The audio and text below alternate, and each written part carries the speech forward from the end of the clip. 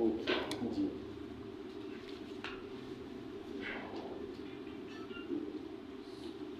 تو ہم پڑھ رہے تھے آیات 26 میں کہ ابراہیم علیہ السلام کی جو دعوت تھی اس پر لوط علیہ السلام نے ایمان لایا. ہاں جی جی. اور اس کے بعد پھر آہستہ آہستہ مگر جدھر وہ مبعوث ہوئے تھے اس سے معلوم ہے کہ انبیاء کرام کی جو دعوت ہے نا وہ سوسائٹی میں ایسا معمولی دعوت نہیں ہے. اس کا تعلق صرف صفائی ستھرائی کے ساتھ نہیں اور کچھ رسومات کے ساتھ نہیں. اگر کچھ رسومات اور کچھ صفائی ستھرائی ہوتی تو انبیاء کرام کی دعوت کو پھر ہر ایک مان لے. وہ پورا جو ہے نا جو سماج ہے عقیدے سے لے کر اخلاق سے لے کر معاملات سے لے کر عبادتوں سے لے کر ہر چیز میں وہ تبدیلی کا دعوے تھا. انبیاء کرام کی دعوت بالکل وہ حیت کو بدلتی. جس تہذیب میں وہ آتا ہے اس تہذیب میں ایک بالکل ایک انقلابی اس کی حیثیت ہے. اس لیے پھر لوگ اس کو نہیں مانتے. اور آج کل جو ہمیں پذیرائی مل رہی ہے آپ دیکھیے انبیاء کرام کے وقت میں دعوتوں کو بہت کم پذیرائی ملتی اور اس کے بعد بہت سارے لوگوں کیوں نبی علیہ السلام کے زمانے میں اسلام اس جلدی سے نہیں پھیلا اور صحابہ کرام کے زمانے میں بھی اس کے بعد اچانک کیوں پھیلا. جو روح تھی دعوت کی وہ روح نہیں تھی. اس لیے دھڑا دھڑ لوگ آ رہے ہیں. کیا ہے بس ایک نماز ہم کو پڑھنا. پہلے ایک مندر تھا بھی ایک مسجد ادھر بھی جا کر ہم نے سجدہ کرنا ہے ادھر بھی ہم نے سجدہ کرنا ادھر بھی کچھ لے جا کر ہم نے خیر خیرات کرنا تھا ادھر بھی کچھ ہم نے خیر خیرات کرنا. اور کیا مگر نبی کی دعوت میں تو بھائی یہ حرام ہے یہ حلال ہے یہ مت کرو یہ کرو وہ کرو تو اس کو پذیرائی نہیں ملی. آج بھی اگر آپ دعوت کو نرم رکھیں اور اس کو مخصوص کریں عام کی بجائے خاص کریں اور اس کو صرف رسومات کے حد تک لائیں اس کو بہت پذیرائی ملے گی. اور اس میں آپ عجائبات کو ڈالیں گے عقلیات کی بجائے عجائبات حقائق کی بجائے روایات تو اس میں لوگ بہت دلچسپی لیں. آپ ایک تعریف کریں گے ایک بزرگ کی تو کیا ہے وہ ایک بت کی تعریف کر رہے آپ ایک بزرگ کی تعریف کر رہے ہیں. اس کا بت توڑ رہا ہے تمہارا بزرگ ہو. سننے والے کو تو وہی داستان میں چاہے وہ گل بکولی کا وہ دے کے الف لیلا کا داستان ہے. گل بکولی میں بھی وہ مزہ ہے اور الف لیلا کے داستان بھی بیٹھ سکتے وہی مزہ. اگر اس کو فکشن آپ بتائیں اس کے لیے اس لیے ابراہیم علیہ السلام کی دعوت میں ایک زور تھا اور اس میں بہت سارے لوگ اپنے مفادات کو نقصان میں دیکھ رہے ہیں. اس لیے اس کو پذیرا. اس کا باپ بھی نہیں مانا. نمرود نے اس کے ساتھ مقابلہ شروع کیا اور انہوں نے بھی نہیں مانا. مگر ہماری دعوت کو اتنی پذیرائی آپ جدھر بھی جائے تمہارے روٹیاں ہیں دروازے تمہارے لیے کھلے ہیں تمہاری آؤ بھگت ہو رہی ہے اور تم کو پتہ نہیں کیا سے کیا تمغے مل رہے ہیں تم سے دعائیں کروائے جا رہے ہیں. یعنی ہماری دعوت ہے کہ ایک سودخور بھی اپنا نکام سے پڑھا ایک سودخور بھی ہمارے گھر میں آ کر جو ہے نا قرآن اس کو معلوم ہے کہ یہ بڑا آسان ہے. انبیاء کرام کی دعوت میں ایسا نہیں تھا. تو ابھی آگے پڑھیں گے نا. لیکن فآمن لہ لوط پس ایمان لایا اس پر ابراہیم پر لوط. وقال انی مہاجر اور بولا ابراہیم علیہ السلام کہا ابراہیم نے بے شک میں ہجرت کرنے والا ہوں. دیکھیں یعنی اس کی دعوت کو وہاں پذیرائی نہیں مل رہی تھی. لوگ اپریشیٹ نہیں کر رہے اس کو. وہ ہجرت اکثر و بیشتر آپ دیکھیں نبیوں کی تاریخ میں یہی ایک ہجرت ہے اور وہ اتنے بلند سیرت انسان اس کے باوجود ہجرت ہے الی ربی اپنے رب کی طرف. یعنی ایسا نہیں کہ میں آسمان کی طرف جاؤں. اللہ کی زمین ہے میں جاؤں گا خدا کی طرف. اور اللہ میری مدد فرمائے۔ انہ هو العزیز الحکیم، بے شک وہی خدا جو میرا رب ہے سب جہاں کا، وہ سب پر غالب ہے۔ یہ ایک عقیدہ انسان کو رکھنا ہے اللہ کے بارے میں۔ جب تک اللہ پاک اس کو ہمیں سمجھا نہیں، پھر وہ بہادری، وہ دلیری، وہ ایمانداری، وہ تقوی ولا کر ہمیں پیدا ہو سکے، سوال پیدا ہے اگر ہمیں پیدا ہو سکے۔ اگر آپ خدا کو ایک بت سمجھو گے، وہ ہر چیز پر خوش ہو رہا ہے، یعنی 10 روپے آپ نے ادھر لے گیا وہ خوش ہو، اگر آپ نے 10 روپے نہیں دے ناراض ہو، تو اس خدا سے وہ لگاؤ تمہارا نہیں ہو۔ یعنی میں نے خدا کے گھر کو جا کر چوم لیا، مسجد، واہ خدا خوش ہو، اور اگر میں نے ادھر معمولی تھوکا تو اللہ تعالیٰ بگڑ گیا، نعوذ باللہ من ذالک۔ تو ابراہیم علیہ السلام کو اللہ کے بارے میں ایک بہت صحیح عقیدہ رکھا اللہ کے امر سے کہ میرا خدا عزیز سب پر غالب، یہ کوئی معمولی عقیدہ نہیں، سب پر غالب، امریکہ پر بھی غالب، ہمارا خدا روس پر بھی غالب ہے، چین پر بھی غالب ہے، بڑے سے بڑوں پر میرا خدا غالب ہے۔ ایک میرا خدا کا حکم ہے، ایک خدا سے ہٹ کر دوسروں کا حکم، جب اللہ کا حکم آئے گا میں اس کو ترجیح دوں گا، ہر حالت۔ یہ کوئی معمولی عقیدہ نہیں ہے۔ اور آج یقین جانے ہم نے اللہ کو غالب مانا ہے، مگر عقیدے میں اتنا نہیں، ورنہ تو ہر ایک کے سامنے ہم نہیں گرتے۔ اور میرا خدا حکیم، وہ ضرور ایک راستہ نکالے، میرا لگام خدا کے ہاتھ ہے، وہ ضرور مجھے راستے پر ڈالے، مگر ہم نے اپنا لگام خدا کو نہیں دیا، ہم خدا کی حکمت میں نہیں چلے۔ یعنی ایک بہت بڑا حکیم تمہارا علاج کر رہا ہے تو تم کو کتنا اعتبار ہے؟ آپ ذرا اندازہ کرو، یار میں آغا خان سے علاج کر رہا ہوں تو تجھ کو میں کیا گاس ڈالوں؟ تھڑے کا ڈاکٹر، تم تو تھڑے کا ڈاکٹر ہو، عطائی ڈاکٹر ہو، میں آغا خان سے کر رہا ہوں، میں شفا ٹریشن سے علاج کر رہا ہوں۔ تو اگر ہم بولے کہ میں اللہ کی حکمت میں جو ہے نا پل رہا ہوں، چلو خدا وہ حکیم، وہ میرا رہنمائی کر، یہ عقیدت ہے۔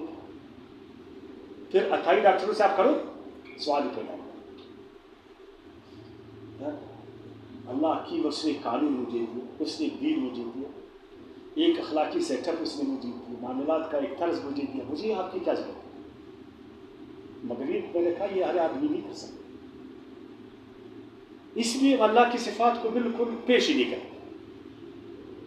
آج کا دائی جو اٹھتا ہے، پنکھے سے کچھ نہیں ہوتا ہے میرے بھائی، بتی سے کچھ نہیں ہوتا ہے، قبروں سے کچھ نہیں ہوتا، گھڑی سے کچھ نہیں ہوتا، سب کچھ اللہ سے ہوتا، بس ایک رواجی بات نہیں، رٹی رٹائی ہوئی بات۔ اگر آج کا دائی بولے کہ اللہ العزیز، یعنی اگر ایک نمبر میں تبلیغی جماعت والے نا اللہ کی صفات کو ظاہر کریں، اس کی صفات صحیح مانو، تو یقین جانیے بالکل ہم بدل جائیں گے۔ تو اس نے کہا کہ میرا خدا جو ہے نا میرا رب بھی ہے، رب کا مطلب ہے میرا نشمار جگہ وہ کرے،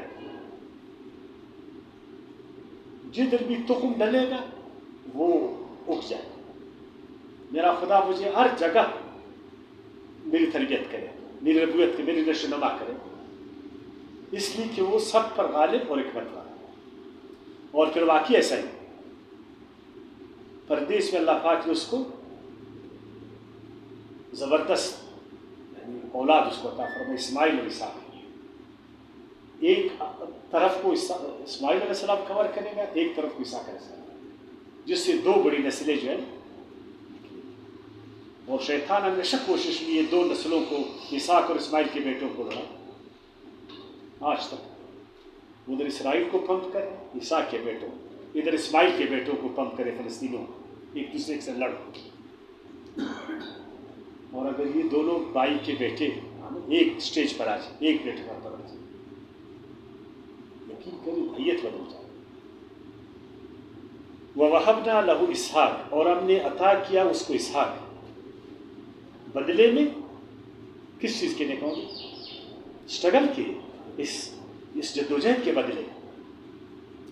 اور اسحاق کے بعد یعقوب، یعقوب عظیم پیغمبروں میں سے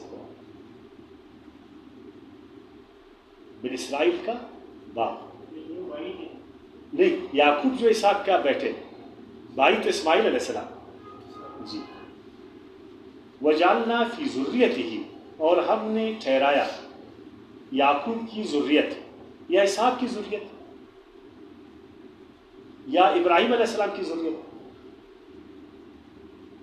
چونکہ ایک ہے ابراہیم کی ذریت، اسحاق کی ذریت، اسحاق کی ذریت، یعقوب کی ذریت. تو اس کی ذریت میں ہم نے نبوت کو ٹھہرایا، اور واقعی بہت سارے نبی بنی اسرائیل میں آئے، بہت سارے. اور آج ہم بنی اسرائیل کو جو ہے نا نسین منسیہ کچھ بھی حیثیت نہیں دیتے. بنی اسرائیل کیا ہے، اس کی کیا حیثیت؟ اور یہ یہودی کو تم لوگوں نے کتے سے بھی بدتر سمجھا، کتے سے بھی بدتر ہمارے اس میں.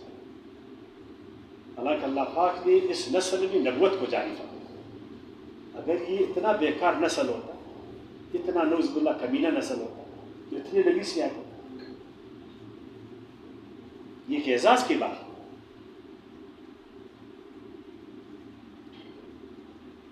والکتاب، اور ہم نے ان میں کتاب جاری کی. کم سے کم 3 کتابوں کو تو ہم جانتے ہیں جو مشہور، تورات، انجیل، زبور. اور تورات میں بہت ساری کتابیں، تورات میں بہت ساری کتابیں. دیکھیے قرآن اس طرح بولتا ہے تو پھر نزدیکی پیدا ہو. ایک وقت تھا کہ یہودی اور مسلمان ایک پلیٹ فارم پر آتے، یقین ہے اسپین بغداد میں ایک پلیٹ فارم. پھر یہودیوں کو جو سزا عیسائیوں نے دیا نا، وہ اس وجہ سے کہ تم مسلمانوں کی کیوں دوست، یہ سزا ان کو دی کہ تم نے مسلمانوں کے ساتھ کیوں ہاتھ ملایا. بلکہ ہم تو کہتے ہیں کہ عیسائی بھی ہمارے ساتھ مل جائے اچھی بات. سب اہل کتاب، وہ بھائی بھائی بن جائے. ان کے خلاف جو اہل کتاب نہیں، مل کر وہ خدا کی بات کو، خدا کی دین کو، جو کتابوں کی جو مغز ہے اس کو دنیا کے سامنے پیش کریں. وَآتَيْنَاهُ أَجْرَهُ فِي الدُّنْيَا، اور دیا ہم نے اس کو اس کا اجر دنیا میں. دنیا میں کیا دیا اس کو؟ آپ تو پڑھیں، یعقوب علیہ السلام کی تاریخ پڑھی، ابراہیم کی تاریخ پڑھی، اسحاق کی تاریخ پڑھی، اسماعیل علیہ السلام کی تاریخ پڑھی. دنیا میں اللہ پاک نے ان کو خلافت. اور سب سے بڑی بات تو جو قبلہ، جو مرکز کا جو امیر، وہ ابراہیم علیہ السلام تھے. اور ہیکل جو بہت دنیا کو اپنی طرف اس نے راغب کی. ادھر بھی دیکھو اس کا اولاد، اور اس میں وہ داؤد اور سلیمان جیسے خلیفہ، اور موسیٰ اور عیسیٰ علیہ السلام جیسے عظیم پیغمبر. یہ آسان کام تو نہیں.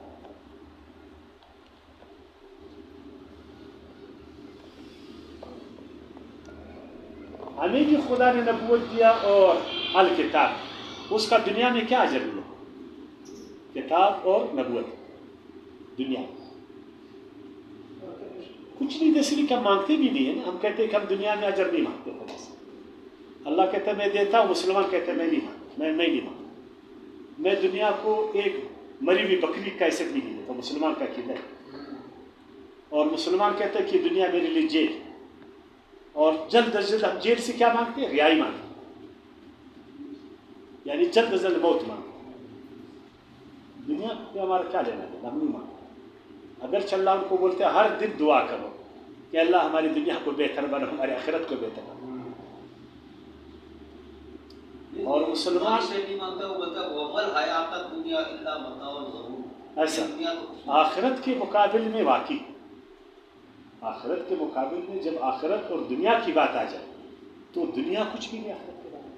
جس طرح چاندی سونے کے مقابل میں کچھ نہیں، مگر چاندی خود تو ایک چیز ہے. دنیا کے مقابل میں، آخرت کے مقابل دنیا واقعی اس کی کیا حیثیت ہے؟ جو چیز تمہاری آخرت کو بنا اور اس کے مقابل میں دنیا ہے، تو میں تو دنیا کو چھوڑ دوں گا. دنیا کی کیا حیثیت ہے؟ آخرت کے مقابل واقعی وہ ایک ٹکے کی حیثیت نہیں، مگر خود دنیا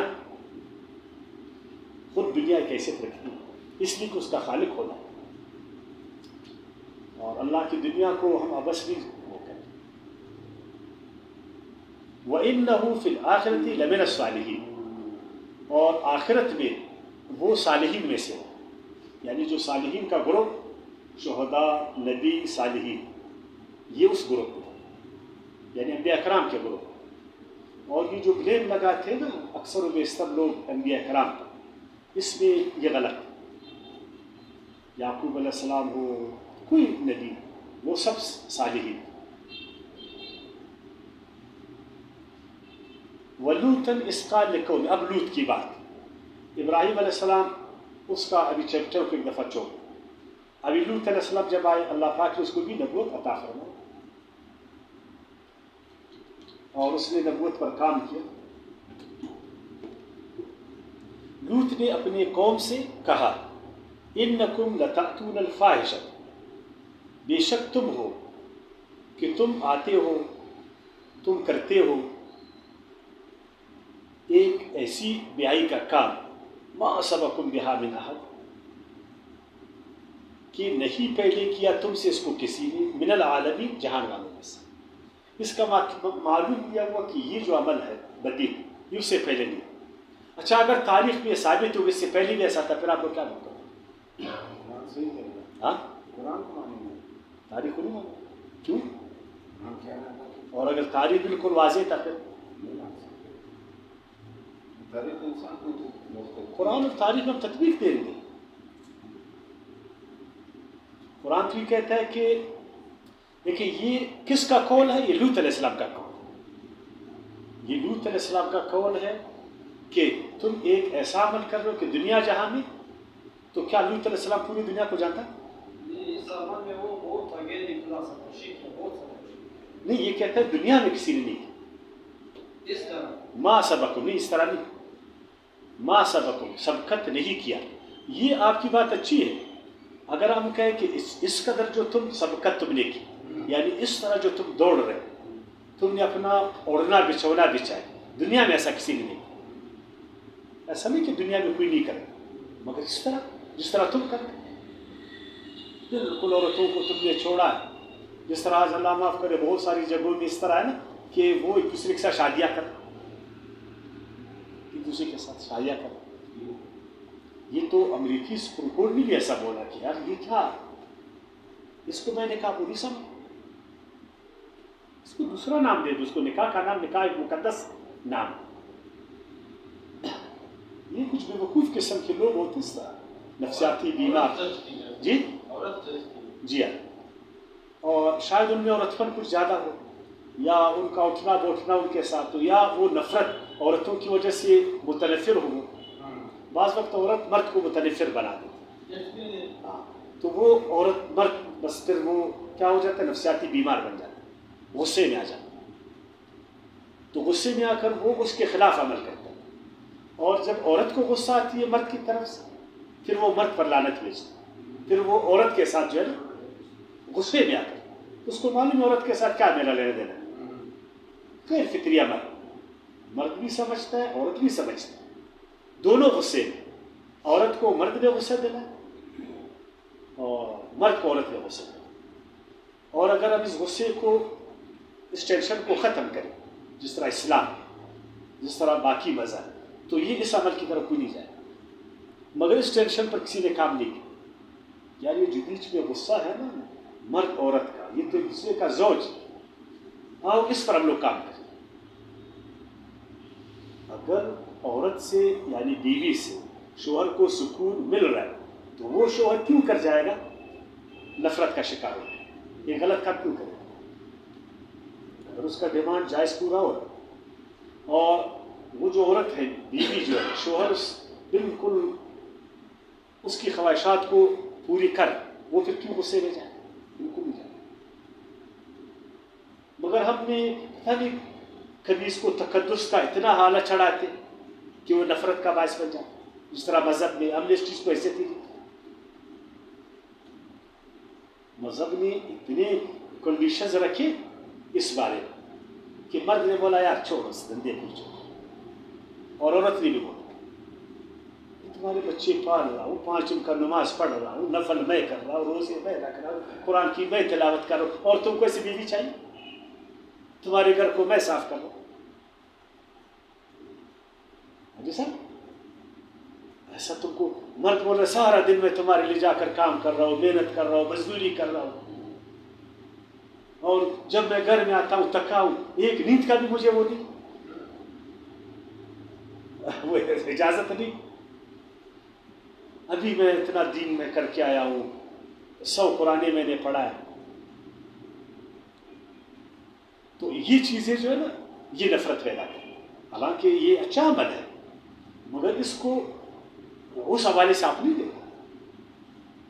اور کسی نے پتہ نہیں کیا، کسی نے، اللہ معاف کرے، یہ وہ وجوہات ہیں جہاں تک میں نے پڑھا کہ ایک مرد میں دلچسپی لیتا ہے، یہ غصہ ہے، یہ فطری عمل ہے، یا ایک عورت مرد کی وجہ اپنے شوہر کی وجہ وہ ایک عورت میں دلچسپی۔ اور کبھی کبھی ایسا ہوتا ہے، کم جب غصہ ہوتا ہے تو وہ مرد کیا کرتا ہے، اپنی بیوی کی وجہ کسی غیر عورت میں دلچسپی لیتا ہے، یہ غصہ پھر کم میں پہنچے، یہ کچھ کم غصہ ہے۔ یا ایک عورت اپنے شوہر کو چھوڑ کر غیر مرد میں دلچسپی لیتی، یہ کم غصہ ہے۔ جب یہ غصہ بڑھ جاتا ہے تو پھر یہ ایسا کام کرتا ہے جس طرح لوط علیہ السلام کا قول۔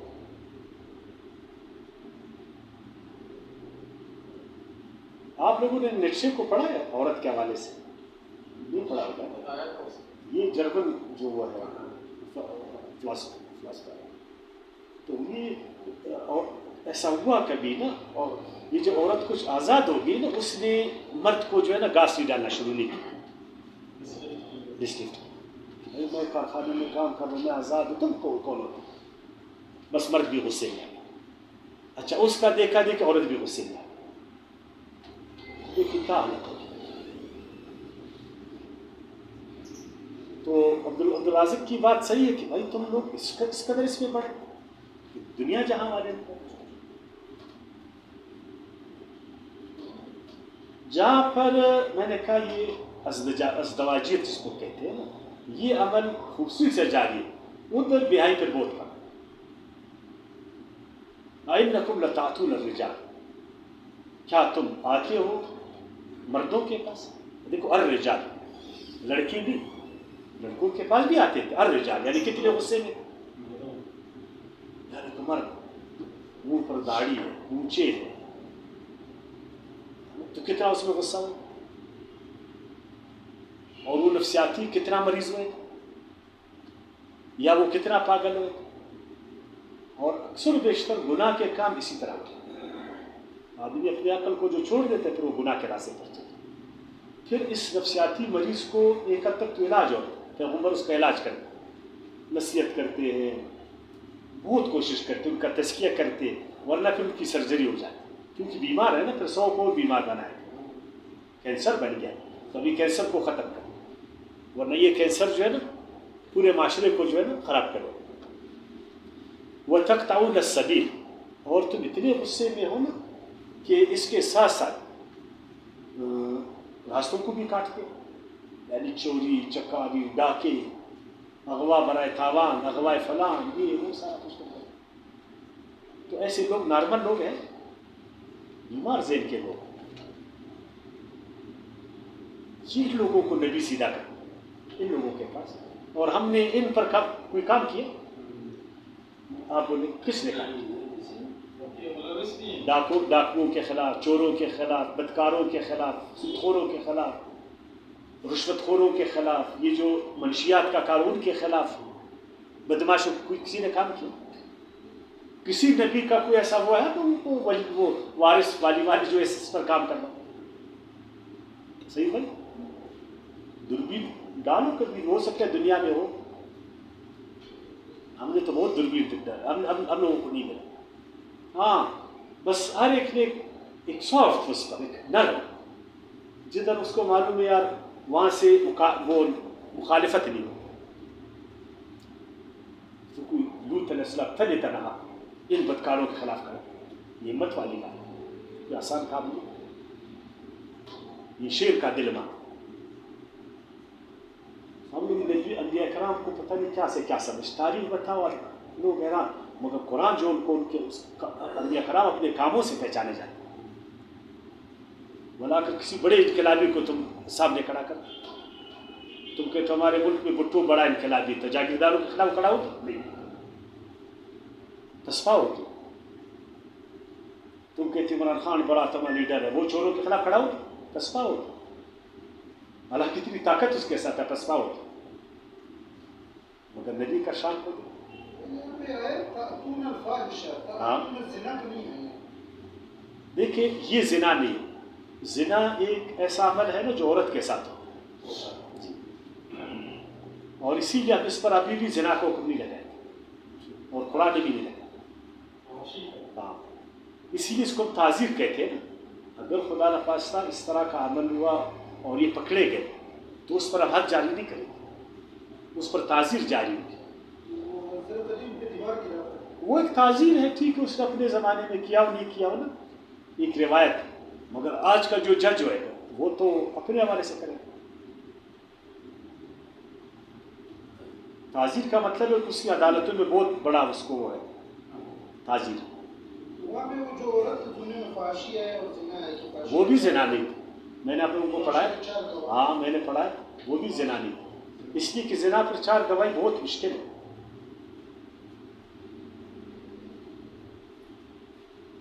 ہاں یہ کہ فحاشی زنا کے حوالے سے، مگر زنا ایک الگ چیز ہے۔ وَتَأْتُونَ فِي نَادِيكُمُ الْمُنْكَرَ، اور تم کرتے ہو اپنی محفلوں میں منکرات، یعنی شراب، کباب، جوا، مستخانی اور ایسے کام جو تم کو ابارے ان چیزوں پر۔ پیسہ بہت ہے، چوری کا پیسہ، ڈاکے کا پیسہ، اغوا برائے تاوان کا پیسہ، منشیات کا پیسہ، رشوت کا پیسہ ہے، سود کا پیسہ ہے۔ بڑے بڑے ہوٹلوں میں تم جاتے ہو، 5 اسٹار ہوٹلوں میں، اور اپنے مجلسوں میں تم کیا کرتے ہو؟ یہ خیر کا کام کرو۔ ان کے خلاف ہم کھڑے ہو جو اپنی مجلسوں میں جو ہے نا ہمارے پیسوں کو جس بے دردی سے لوٹتے، ہمارا پیسے جس بے دردی سے عیاشی سے کرتے، ایک ایک عورت کو یہ کروڑوں روپے دیتے اپنی مجلسوں میں۔ کوئی لوط علیہ السلام جیسا مرد کا بچہ ان کے سامنے کھڑا ہوا، بڑے اپنے ترم خان کو کہتے، بھٹو کو تو تم گالی دے سکتے ہو، نواز شریف کو دے سکتے ہو، عمران خان کو دے سکتے ہو، ان کو تم نے کبھی پکڑا؟ تم دیکھو ان کو بھی پکڑو پاکستان میں، جنہوں نے پاکستان کا بٹا بٹایا۔ اصل بدماش تو یہ لوگ، وہ تو سیاسی لوگ، ان کو 100 گالی بھی دے دو وہ تم کو کچھ نہیں بول سکتے۔ سیاسی آدمی اس کو معلوم ہے اس کو 100 گالی دے گے یہ کچھ نہیں بولے، پرامن لوگوں کو تو تم 100 گالی دے دو، تم ان بدماشوں کو بولو۔ ایک دن اسلام آباد میں ان کے خلاف بھی مارچ کرو، فرانس کے خلاف کر سکتے ہو، ہالینڈ کے خلاف کر سکتے ہو، ایک سری لنکا وہ اس کو جلا سکتے ہو، بڑے تم زوراور لوگ۔ ایک دن ان کے لیے بھی اللہ کی لوٹ، ان کے خلاف بھی اٹھو، جس طرح لوط علیہ السلام اٹھا۔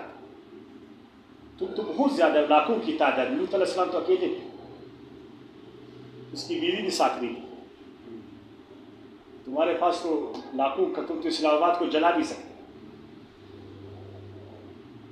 4 لاکھ مساجد تمہارے آتے، ہزاروں مدرسے تمہارے آتے، ہزاروں خانقاہیں تمہارے آتے، ایک بہت بڑی تحریک تمہاری چل رہی، لاکھوں کی تعداد میں، نرمل ان کے خلاف کھڑے ہو، پھر ہم تم کو مانیں گے کہ واقعی تم دیندار،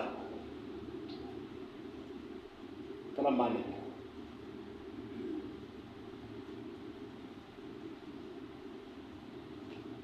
یہ برے کام اپنے محفلوں میں جو لوگ کر رہے ہیں، اچھا ان کی محفلیں کدھر ہے، اس کا بھی کچھ لگائے، یعنی ان کی خفیہ مجلسیں کدھر، یہ جو ہمارے پیسے کو، چوری کا پیسے کو لے جا کر وہاں بدی کرتے، بدکاریاں کرتے، ان کا بھی کچھ لگائے جدھر بھی ہو، پاکستان کے حد تک تو ہے، باہر ملکوں میں بھی شاید ہو۔ برے لوگ تو یہ ہیں جن کے خلاف ہم کھڑے نہیں.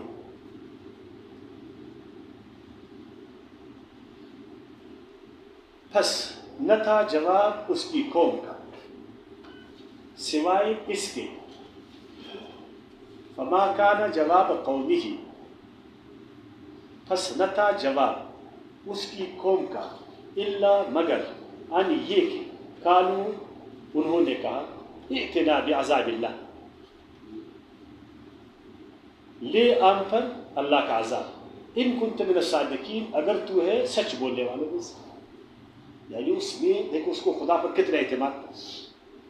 سیدھے ہو جاؤ نہ خدا کا عذاب آ جائے. ہم کو ایسے اعتماد ہے خدا پر؟ کن بدماشوں کو بولو سدھر جاؤ ورنہ اللہ کا عذاب تم پر آئے.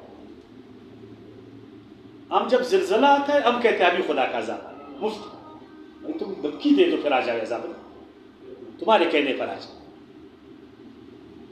اگر تم واقعی تمہارا خدا پر اتنا اعتماد تم اپنے کو خدا والے کہتے تو تم بھی ان چوروں کو بول سدھر جاؤ ورنہ اللہ کا عذاب تم پر آئے. اور اس اعتماد کے ساتھ جلو علیہ السلام بولتا ہے اگر واقعی تم ڈرتے بچے اپنے آپ کو مسلمان تو اگر واقعی تمہارا خدا پر ایسا بھروسہ تم بھی تو بڑے بڑے بزرگ نہیں تو اس نے اس کو بولا تھا کہ عذاب آئے گا خدا. قوم نے بولا خدا کا عذاب لے آؤ تو اس کو کس نے بولا؟ تو اس نے بولا ہے نا کہ اللہ کا عذاب آئے گا تو اس نے بولا آئے گا تو لے آؤ. لوط علیہ السلام نے بولا سدھر جاؤ نہ خدا کا عذاب آ جائے. اس نے بولا لاؤ اپنا عذاب خدا کو بولو اگر تم سچے ہو. ان کنتم من الصادقین، اگر تم اس بات میں سچے ہو کہ خدا عذاب لاتا ہے اب غلط ہے ہمارا کام صحیح نہیں ہے تو لوط علیہ السلام تو بولا تھا کہ بھائی تمہارا کام خراب ہے سدھر جاؤ ٹھیک ہو جاؤ ورنہ خدا تم کو چھوڑے گا نہیں. تو بھروسہ مانگتا ہے. اس بھروسے پر اگر ہم کام کریں اس لیے ہم کو معلوم ہے کہ ہم نے قرآن کو چھوڑا ہے سرے سے. خدا کیسے ہمارا مدد کرے؟ ہر ایک نے اپنا دین بنائے، ہر ایک اپنی کتاب، ہر ایک اپنے نمبر ہے.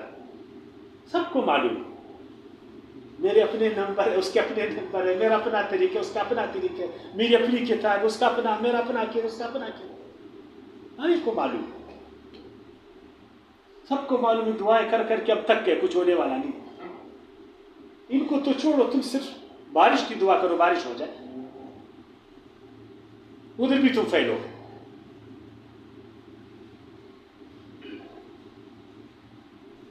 پہلے جب موسمیات والوں کا اتنا وہ نہیں تھا نا تو تمہارا جادو کچھ چل جاتا کیونکہ تم موسمیات سے کچھ واقف تھے. اسی زمانے میں نکلتے تھے ہم واقف نہیں، پھر وہ بارش ہوتا تھا ہمارا خیال تمہاری وجہ سے ہو. ابھی ادھر بھی تو تمہارا جو ہے نا نمبر گیم نہیں رہا. ابھی تم کیا کرتے؟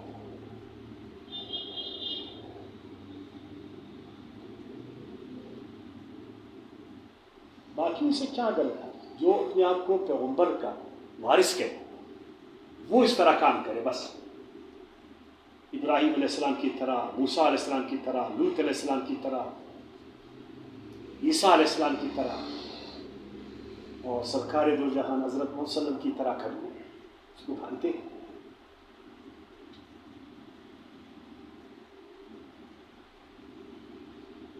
یار دو آدمیوں کے بیچ میں فیصلہ خیر ہے، یہ بھی یہ لوگ نہیں کرتے.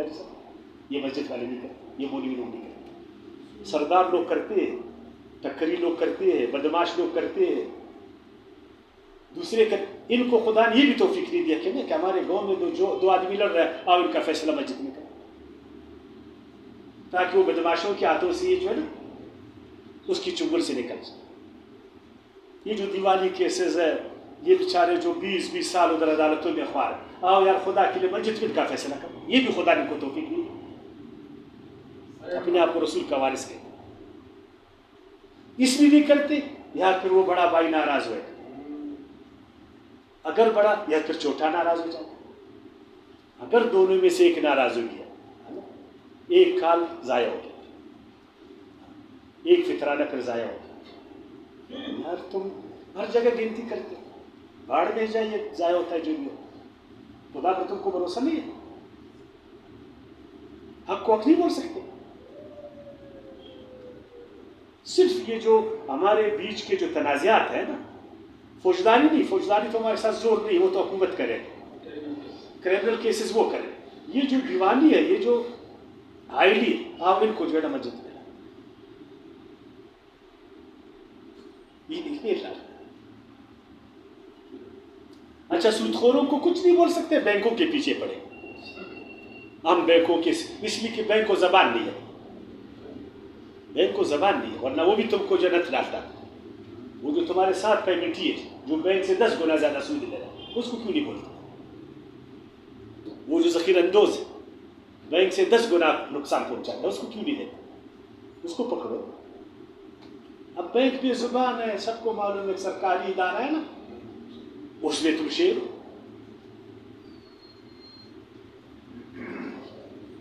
تو کہنے کا مقصد یہ ہے، انہوں نے ضرور بولا سدھر جاؤ، سیدھے ہو جاؤ، اس برائی کو چھوڑ دو ورنہ اللہ تمہیں نہیں چھوڑے۔ تو کتنا بڑا بھروسہ تھا لوط علیہ السلام کا خدا کا، بولتے وہ پیغمبر ہے، سر آپ کے اوپر وہ پیغمبر ہے، اس میں تو کیا تمہارا عقیدہ پیغمبر کے خلاف ہے؟ کیا تمہارا بھروسہ خدا پر نہیں ہے؟ کیا تمہارے ساتھ خدا نہیں ہے کھڑا؟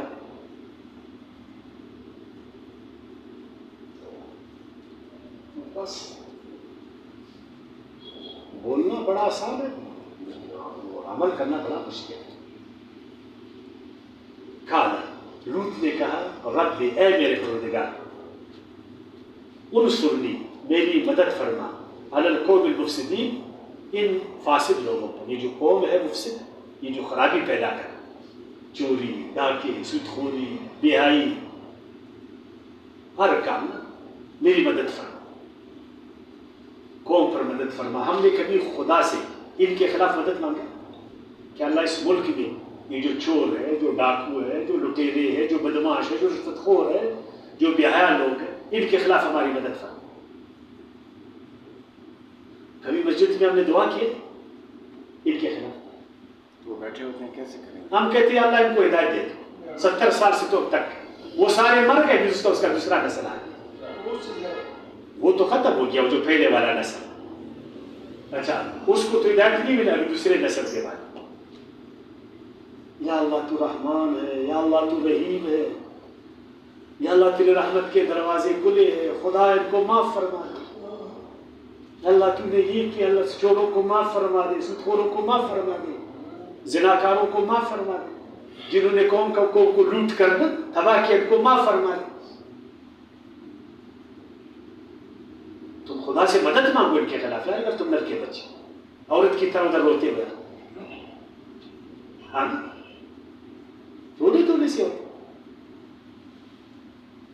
تو یہ ان کو معلوم ہے کہ یہ دعا اس لیے مانگتے، یہ بھی ڈرتے، بولتے اگر دعا مانگا کل اس کا پیسہ ہم لوگ لٹائیں گے تو کیا ہوگا، وہ بند ہو جائے گا۔ اچھا مولوی صاحب کل تم ہم کو بدعا دے رہا تھا، ابھی تم سے ہم سے پیسہ نہیں لیتے، شرم نہیں ہے؟ اس لیے ان چیزوں کو ٹچ نہیں کرتے۔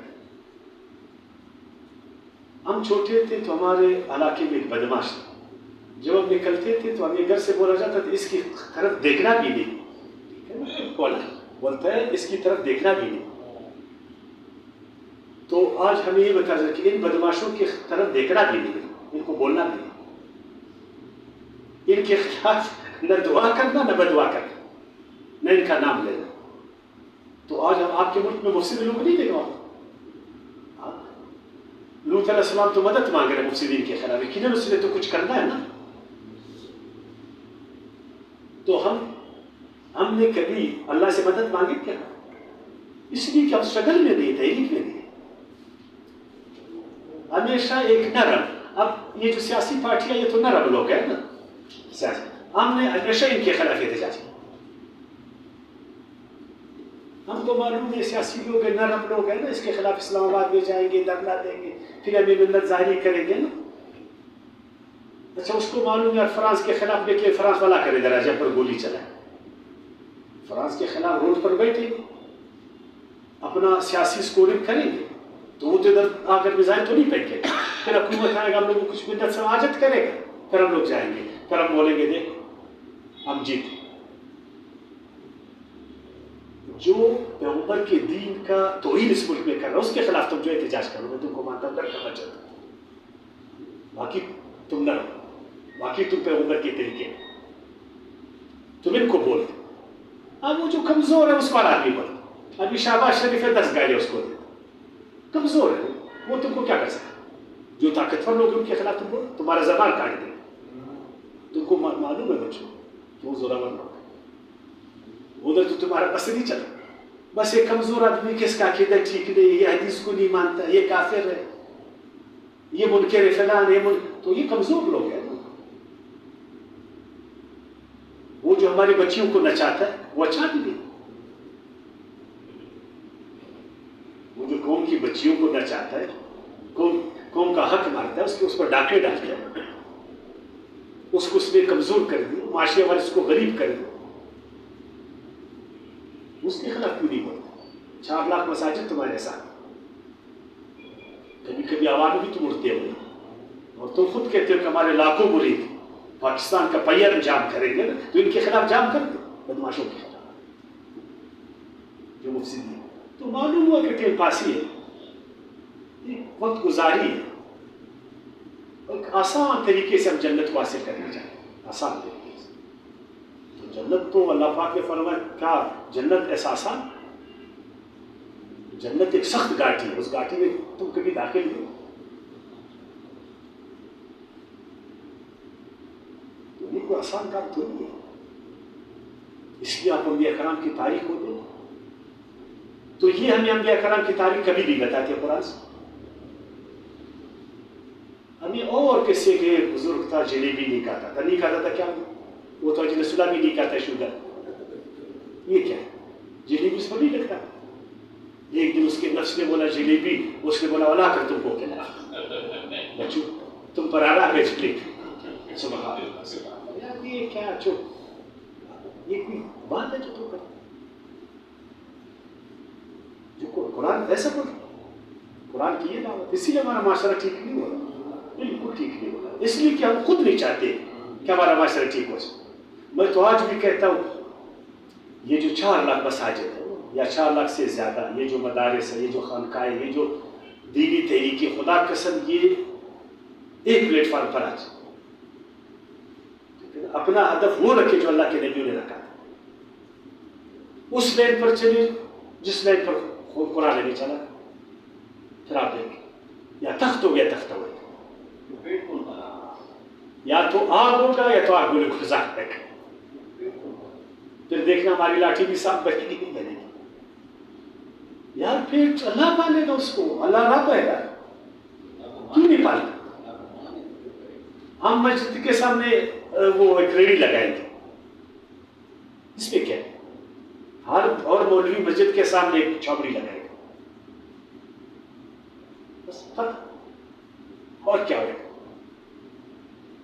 وہ ہے اس کا طالب ہے بھائی، وہ میں چولے بیچ رہا ہوں، میرا طالب جو ہے نا اس کا وہ چھوٹو ہے گھر، مسجد بھی چلائیں گے، یہ کام بھی، اس میں کیا ہے.